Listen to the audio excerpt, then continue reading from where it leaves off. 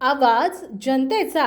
रिसोड येथील कृषी उत्पन्न बाजार समितीच्या कथित नियमबाह्य भूखंड खरेदी प्रकरण वादाचे भोवऱ्यात सापडले आहे।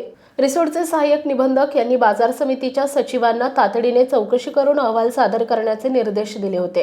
त्यापूर्वी बाजार समितीचे सहसचिव कानडे वैद्यकीय रजेवर गेले असून आता तेथे नियमित सचिव म्हणून विजय देशमुख यांची नियुक्ती झाली आहे। त्यांनी अहवाल सादर करण्यास आणखी 15 दिवसाची मुदतवाढ मागितली आहे। तथापि सहाय्यक निबंधक यांनी मात्र कोणत्याही स्थितीमध्ये आणि 16 जानेवारीपर्यंत अहवाल सादर करण्याचे निर्देश दिलेत। रिसोड बाजार समितीमधील कथित गैरकारभाराविषयी बाजार समितीच्या आजी-माजी संचालकांसह शेतकरी विविध शेतकरी संघटनेनं धरणे आंदोलन केले होते। आंदोलनाची दखल विभागीय निबंधकांनी घेतली आणि वाशिम जिल्हा उपनिबंधकांना या प्रकरणाची चौकशी करून अहवाल सादर करण्याचे निर्देश दिलेत।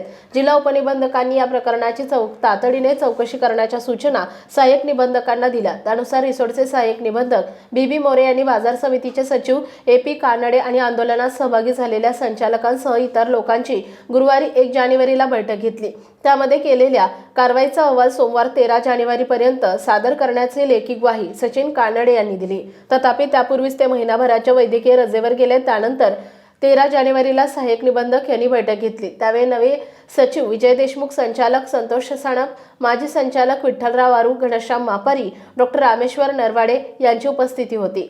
या प्रकरणी आधीच प्रभार असलेल्या सचिवाच्या काळातील भ्रष्टाचार असल्यानं निरीक्षण करून अहवाल सादर करण्यास 15 दिवसाची मुदत देण्याची मागणी नियमित सचिव विजय देशमुख यांनी या बैठकीत केली होती, परंतु ही मुदत वाढवून देण्यास सहाय्यक निबंधक यांनी धुडकावून लावली।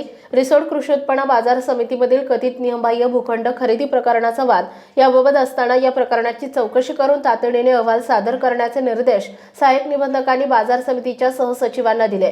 त्यानंतर त्यांनी कानडे यांनी लागलीच बाजार समितीच्या संचालक मंडळांकडे वैद्यकीय रजेसाठी अर्ज केला आणि संचालक मंडळाच्या सभेमध्ये ठराव मंजूरही करण्यात आला। बाजार समितीच्या या नियमबाह्य कामाच्या चौकशी सुरू असतानाही ऐन वेळेवर वैद्यकीय रजेचा ठराव मंजूर केलाच कसा, हा यक्ष प्रश्न तक्रारदारांना सुद्धा पडलाय। तक्रारदारांनी धरणे आंदोलनाच्या दिवशी सहाय्यक निबंधक यांना विनंती केली होती की कार्यरत सहसचिव कानडे यांना सुट्टीवर तपास होईपर्यंत जाऊ देऊ नये, परंतु तसे झाले नाही।